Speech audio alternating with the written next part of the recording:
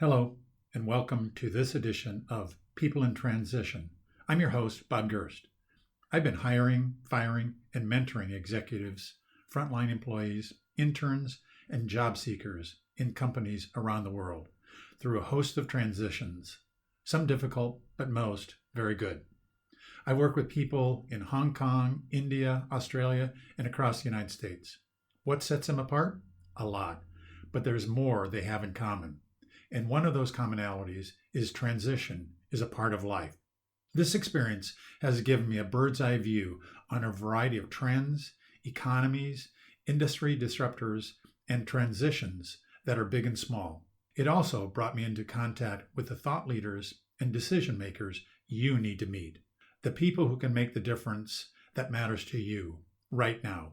Imagine knowing exactly what to do next and how to know it's time to make your big change. The insight track you're going to access during our future episodes is better than a crystal ball. It's the exact information you need to take that next step. Whether you're a new grad applying for your first professional job, someone looking to transition your work experience into a promotion, launching your own company, or maybe even starting to plan your retirement, you're in transition, and this series is for you. We all know transition can be scary, but it doesn't have to be. And it's even fun when you have VIP access to the future you want. Are you tired of the uncertainty of being passed up? We'll share with you the tools and skills that can take your dreams to the front of the line. So, if change is on your horizon, or maybe just the thought of change, you won't want to miss this discussion. It could be the exact edge you need to turn transition into an amazing opportunity. Michael Yinger, thank you so much for being on this episode of People in Transition. I've been looking forward to this discussion for some time now. Oh, Bob, it's a pleasure to be here and looking forward to just chatting about it's a great topic because so many people are in transition these days. Michael, when you were younger, what did you want to be when you grew up? I wanted to be an attorney. I wanted to be Perry Mason. That was my objective in life all the way up through when I decided to go to graduate school for business instead of law school. So I carried that with me for quite some time. What were the transition moments that occurred to get you from that picture of yourself as an attorney, as a young child, to where you're at today and what you're doing now? Well, I think the first significant transition moment was I actually did 2 bachelor's degrees for various reasons back to back. And I was working in the field that I had chosen, and I was thinking about law school. And I talked to some people, and they basically said to me, if you're going to go to law school now, you really should think about going full time, going to night school, And so I said, okay, I'm going to business school instead. I mean, it was really that kind of conversation. I knew from where I was at that I needed to have some additional education, I guess. I needed to have some additional knowledge to be successful in the field. And I had the choice. I could have pursued the law career or I could have pursued business. And that's what I did. I went down the business track. It was a shorter track, of course, business school versus law school, and it has paid off. Sort of navigated my way through a number of different career changes, but it's always been on the business side, and I've not looked back and said, oh God, I wish I'd been an attorney. Quite frankly, I wonder why people want to be attorneys these days. It's a tough gig. And Michael, maybe for some of my listeners who might not know you, why don't you describe what you're doing now? Sure. Today, I've got a couple of things going. I'm the COO for a startup in the HR tech space. We have a company called Sieve, and we handle the front end of the recruiting process where we have a technology that evaluates and then ranks resumes to help recruiters with a productivity. It ties into the applicant tracking system and so forth. And then I've got a consulting business on the side where I assist companies with talent acquisition issues, hiring and retaining the right talent. Michael, I've read somewheres that 70% of all jobs are not listed on job boards, and some have called that hidden job market. What does that mean? And as an applicant, how do I use that information? Wow, I've not heard that number. I'm going to do some work looking for that number, Bob. I think that there are, maybe 3 places where jobs could be and could explain the whole idea that people can't see them. One is they're not posted at all because the company is doing proactive searching by looking for candidates themselves and then inviting those candidates to apply. And this is often true of either very technical jobs or very high-end jobs. I talked to a CEO just recently, and they go out and look for people. They don't post jobs at all because the kind of people that they're trying to attract don't look for things like that. So there are jobs like that. It's a fairly small number relatively, but there are those. Then there are jobs on company job boards, so they don't end up on something like Indeed or LinkedIn. They're on the company board. They're just posted because the company either feels like their name is strong enough or they're getting enough applicants. And then there are the jobs that are on the job boards. The jobs that are on Indeed, everybody can get to those, right? You just go to Indeed and you do your search, or you go to LinkedIn and you do your search and you can find them. The jobs that are only posted on the company job board is a little tougher. You have to know that what company is. And so if you're looking in a particular industry, you could look up the companies in that industry and then go to their career page on their website. In terms of the jobs that are never posted, either the company's filling them themselves or they're using an outside agency to do it, those come to you or you never hear about them. That's just the reality of it. Maybe you know somebody, maybe you know somebody who's a headhunter who can find those kind of jobs for you. That's the holy grail, and it's tough because those are companies that are looking for people rather than wanting people to look for them. Yeah, my guess that number includes those positions that are on company job boards. Yeah. And many companies have a process that they go through internally to get approval to even add an FTE on. They might not be posted as of yet just because of the company protocols that they're going through. Michael, what does having a ATS compliant resume mean? That's a new thing, right? That because ATSs are just really becoming so prevalent.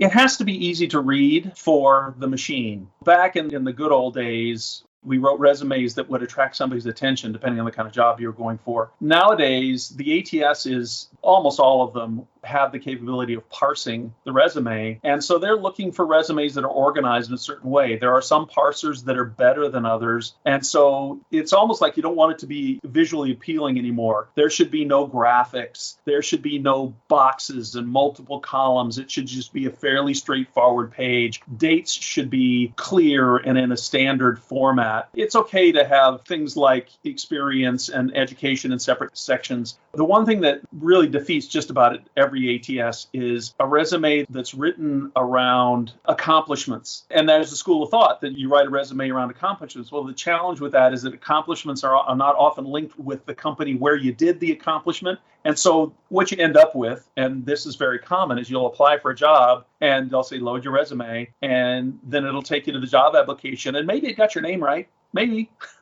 Maybe it found your phone number and your email, but you got to fill in everything else manually. That's really the challenge of today. The way that resumes are getting parsed. You might not ever get past that. Well, you're going to get past that step. It's just you're going to have to fill it in manually. That's the real challenge. Now, the question you didn't ask, so I'll just take it a little bit further, is what about these bolt-on technologies that are actually looking at the resume and evaluating you based on the resume before you even get to the parsing? That's where you can really lose out. There are companies that do this. They run resume through an AI looking for whatever it is they're looking for. And if it's in a format that's difficult for the AI to read, you might lose out. You might not have all of the things that it called for in the job description. That's one of the biggest fall downs of resumes. There are some other things that these machines are looking for, but it's tricky making sure. But the summary here is keep it simple, keep it clear, keep it clean. This isn't about somebody looking at that and being impressed with the look and feel of the document. That's not what's going to happen with this document. There's a very small subset where how your resume looks could be important if you're applying for some sort of a design job or something. Yeah, okay. But by and large, if you're dumping your resume into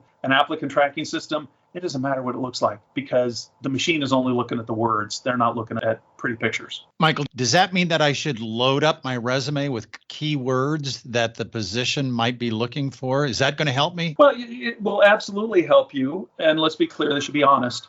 That's the other thing that you want to be careful of, that you're not claiming things that you can't do. The job description is looking for very specific things, and they're not on your resume, then you might not make past a machine screen. So yeah, you have to pay attention to that. If it's asking for a certain kind of skill and you have it, make sure that that skill is highlighted. Just give you one really simple example. Probably almost everybody in the civilized world knows Microsoft Suite tools in some form or another. And all too often, that does not ever show up on anybody's resume. And yet, if the job calls for PowerPoint and Excel, make sure that you mention that on your resume. Because if it isn't there and they're using a machine screen of applicants, you could get dropped out simply because you don't have those words on there, because it's almost table stakes, right, to have those kind of skills. Leaving it off, it may seem silly because, well, God, everybody knows Excel. Well, but if it's not on your resume, they may overlook you. Not for good reasons, but they may overlook you.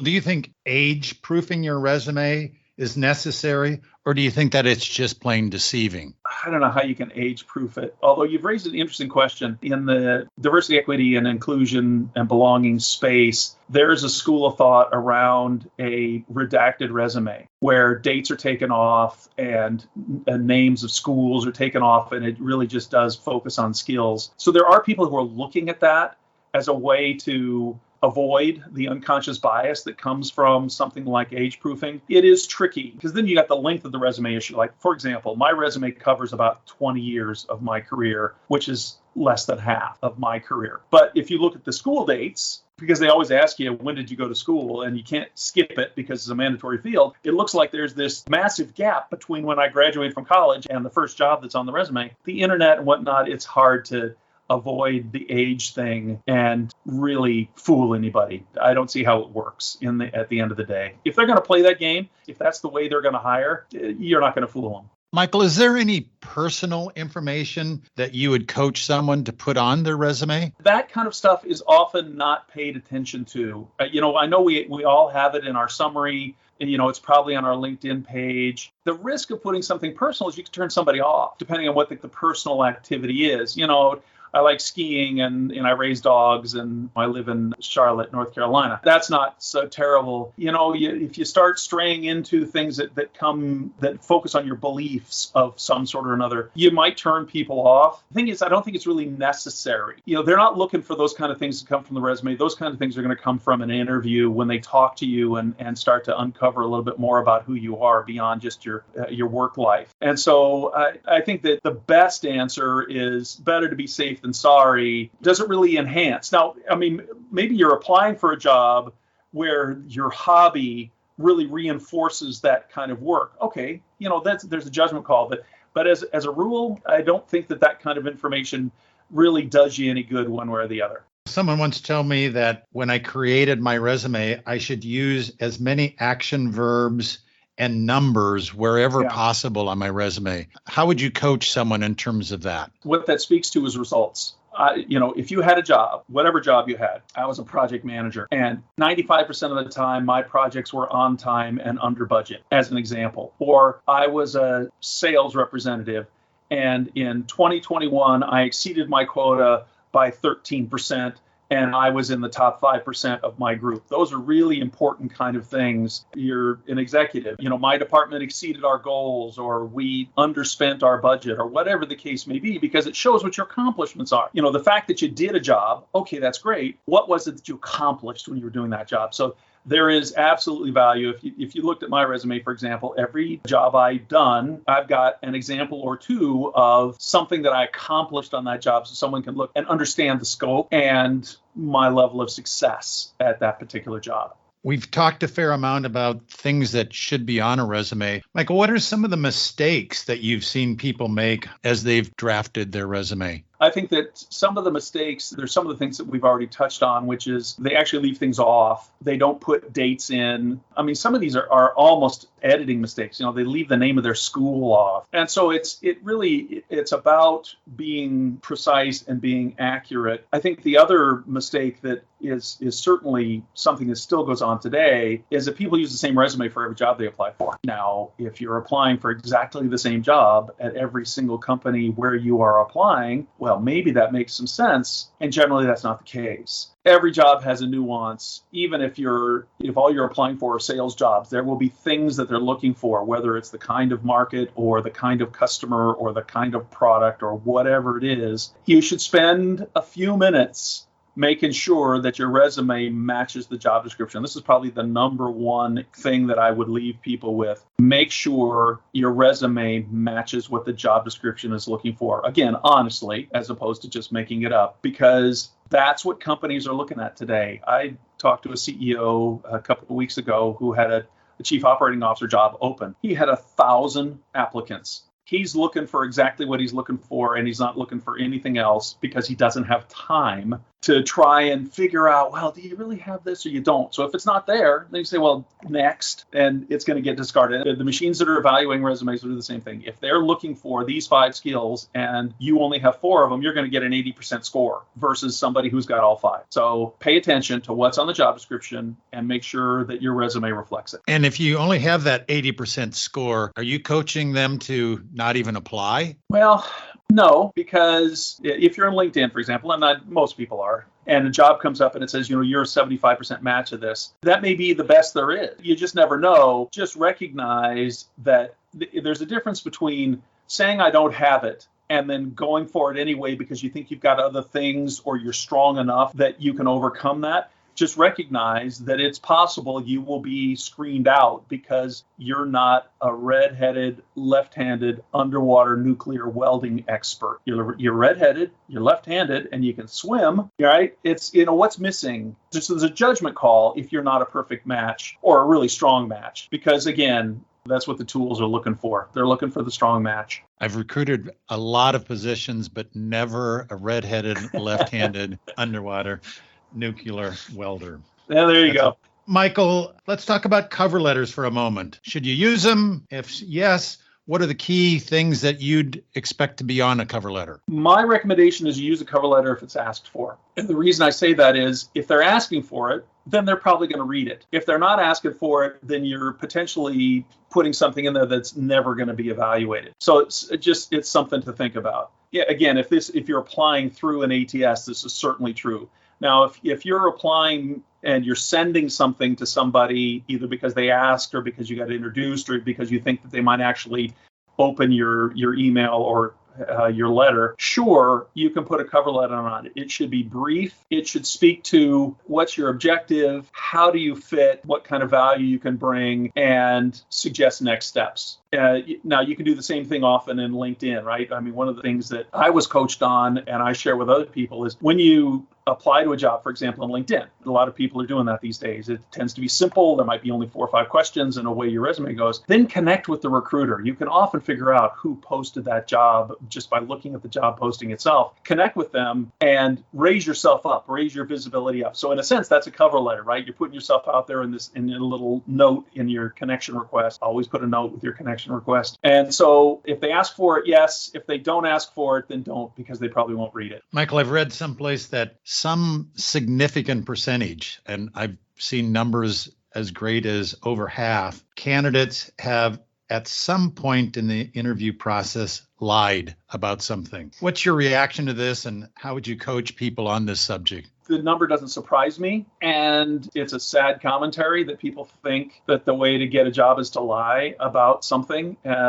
It's even gotten in some quarters, particularly IT, where the resume is fiction because the person who shows up for the job was not the person in the resume. It's just amazing the links that people go to. My advice is tell the truth, right? If somebody's looking for 20 years of sales experience and you've got 3, but you think that those 3 make a difference, then talk about that. Why is it you think that you're qualified to be in this conversation? A lie is going to come back and bite you at some point. I mean, at best case, you get fired. Worst case, they might prosecute you depending on what the circumstances are. That's a heck of a way to start a relationship. And I don't know that I'm going to convince anybody who would choose to lie in the first place, but it's so easy to get caught up in a lie, particularly if it's something like, where did you go to school? Or what degree do you have? Or what company did you work at? Those kinds of things can all be discovered.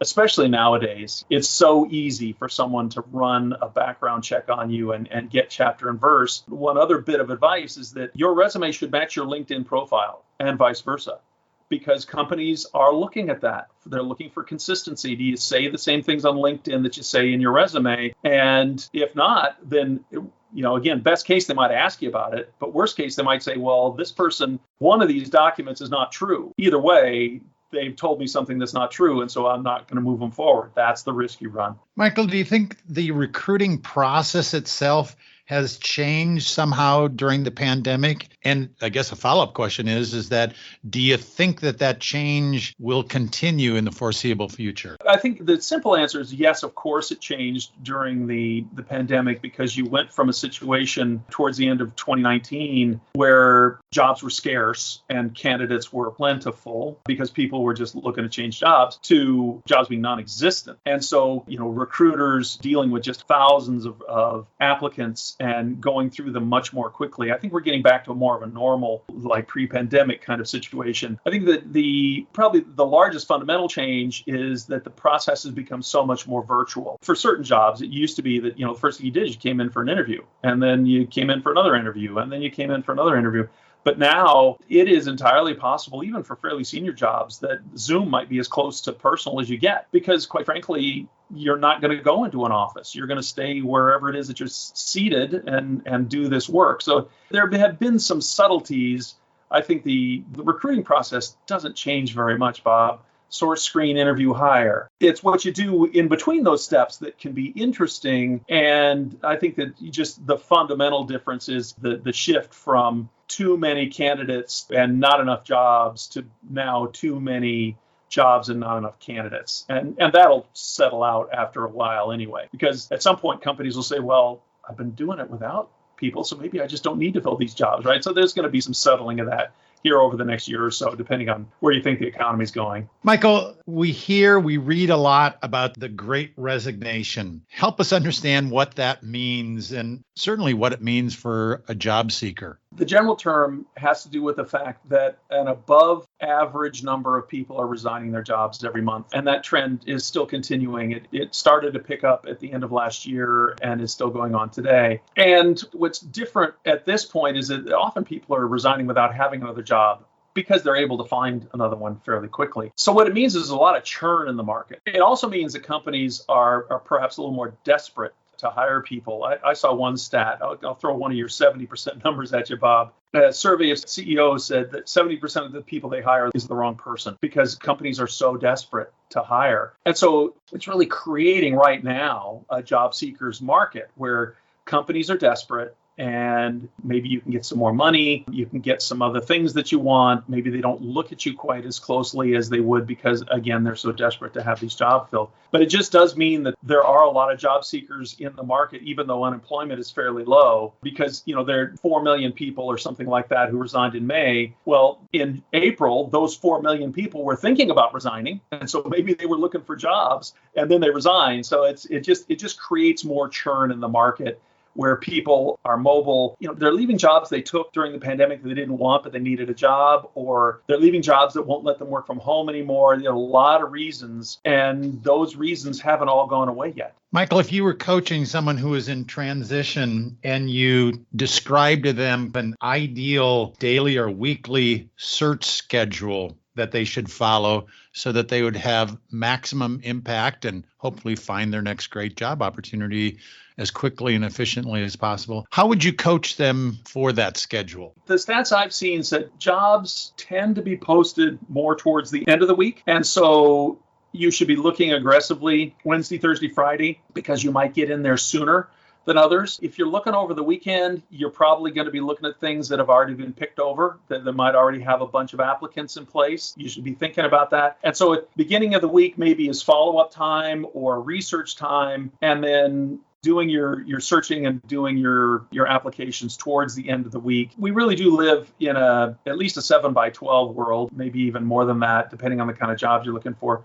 So it's not to say that you won't find things over the weekend and the first of the week. But the reality is that a lot of posting takes place in that Wednesday, Thursday timeframe. And, you want to be in early, because, companies look at those first handful of candidates they get. And if they find what they like, then they just shut off the posting and go with what they've got. It does help you to be in there early. Come in towards the tail end, they may never get to you because they find all the candidates they want in the first 50, the first 100. I had a transition coach tell me one time that he coaches his people in transition to set small goals for themselves daily or weekly, as opposed to the singular goal of, I want to find a job, because they felt that huge goal might be somewhat demotivating to the person. What's your reaction to that, Michael? I love that because so much of it is about your motivation, right? You should set aside time every day that you're going to do a job search. You can't do it 8 hours a day because, you're going to go bananas doing that. This week, I'm going to get out 3 applications. This week, I'm going to rewrite my resume. Give yourself some wins because I tell you, I talked to one candidate, applied to 300 jobs and got 10 rejections and 1 interview. The other 289 never heard from them. So, you got to find the motivations. That's really an astute observation. You got to create some motivation so you keep at it. Because what are you going to do? You applied 300 times, you got nothing. Well, you got to go do another 300, right? Because if your objective is to get a job, you're not going to get reinforcement or feedback from the recruitment process these days. It's pretty bad, actually, considering how scarce candidates are and how rare qualified candidates are. It's pretty bad how just in general candidates are being treated by the recruiting process. Michael, we're going to go into our lightning round. I will use a term and you get 10 or 15 seconds to give your thoughts on that area. Let's start with elevator speech. Yes. Keep it 30 seconds because you never know what that person might have in their back pocket. Dress for the interview. Yes, you should understand what the culture is of the company. That doesn't mean always wear a suit. Maybe it means wearing a polo shirt. Understand what the company culture is before you go in as best you can. Asking for feedback from the hiring manager on how you did in the interview. Every single time, because how else do you learn where you might have tripped yourself up? The way to frame the question is, do you see me proceeding in this process? And if not, why? Body language during the interview, especially over Zoom. Oh, yeah. You got to be engaged and people will see it. If you're slouched in your chair and you're wearing a hoodie, I mean, come on. Do you want the job or not? Yeah. Work to match the intensity of the interviewer. That also is important because there's a real subliminal message there that you're in sync with the person you're talking to. If they're into it, leaning forward, if they're a little relaxed, it's okay for you to be a little relaxed. And they will see it, whether it's Zoom or whether it's in person. Thank you notes after an interview. Oh, totally. Yeah, if nothing else, because it's just the way to be polite. You may not get an answer, but absolutely. And boy, if you can, send it a hard copy because that is so classy. But definitely send them a thank you. Michael, any books or other resources that you'd recommend to someone going through their own personal transition? They're not any books. I mean, I'll be honest with you, Bob. The kind of books I read have nothing to do with what it is that I do because I spend so much time reading blog posts, things like listening to your podcast. Those are the kind of things that you should do. Get some real life experience. LinkedIn has got some great resources on what it takes to find a job. There's some great newsletters. Those are the kind of things that you can target that are going to give you tips and tricks that, are real world approved. I'm an avid reader, but not of the kind of books that apply to this particular field. And Michael, final question. If our listeners only remember 3 things as they go through their own transition, what are those 3 things that you want them to keep in mind that maybe they can apply starting Monday when they're looking? Recognize that you need to match the job description. And so pay attention to that. Match your reply to the job description is probably a number 1. 2, be honest, because 1, it's going to bite you if you're not. And 2, everybody forgets the lie because it's hard to remember. 3, be persistent because even today, we hear this great gap between the number of jobs that are available and the number of people. A lot of that gap is flipping hamburgers, let's be honest, or putting chicken in a bucket. I'm not trying to denigrate the quick service industry. The good jobs are still hard to find. The good jobs are still attracting a lot of candidates. And if what you're looking for is not just a paycheck or it's not an entry-level job, you're going to have to work at it, which means you're going to have to be persistent because there are going to be other people doing exactly the same thing. Michael Yinger, I want to thank you so much for taking time and sharing your experiences, your insights into the recruiting process. I know that my listeners are going to get a great deal from this. So, Michael, thank you so much. Bob, it's been a pleasure, and I hope at least one person gets a job because they pick up something out of this conversation. That would make my day. Thank you for listening to today's podcast. We're working in unprecedented times as the world responds to the recent COVID-19 crisis. The fact is that even those who are not in transition understand it could be right around the corner, next month or a year from now. The purpose of these episodes are to give listeners support and the critical tools to adjust with the winds, wherever they come. I'll continue to introduce you to guests who have successfully, perhaps gracefully or without too many battle scars, survived their own obstacle courses, and can share useful information on how to steady your ship or your world in this uncertainty. If today's message was helpful to you, please share it on social media. If you have any questions or podcast ideas for future conversations, reach out to me on LinkedIn. I appreciate your time you're investing in sharing these important conversations with me, my guests, and others who are going through life transition. Transitions between jobs, life stages, new entrepreneurial ventures, or whatever life brings. Change is constant. The more prepared you are for it, the better and easier the change will occur. Thank you again. This is your host, Bob Gerst. See you at our next episode of People in Transition.